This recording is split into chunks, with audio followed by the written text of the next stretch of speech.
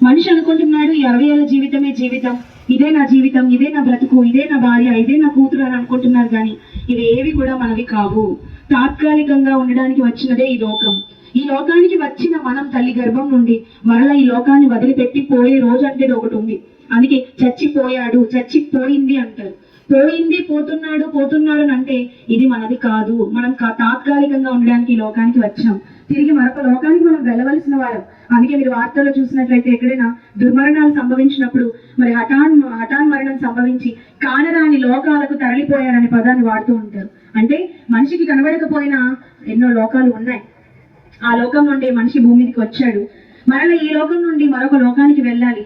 అంటే దేవుని దగ్గర ఉన్న లోకం ఒకటైతే, మనం నివసించే లోకం రెండవదైతే, మరలా మనిషి చనిపోయాక వెళ్ళే లోకం మూడవది. ఇలా 3 లోకాలు అనేవి ఉన్నాయని ఎవరైనా తెలుసుకోగలిగారా భూమి మీద? ఆలోచించండి.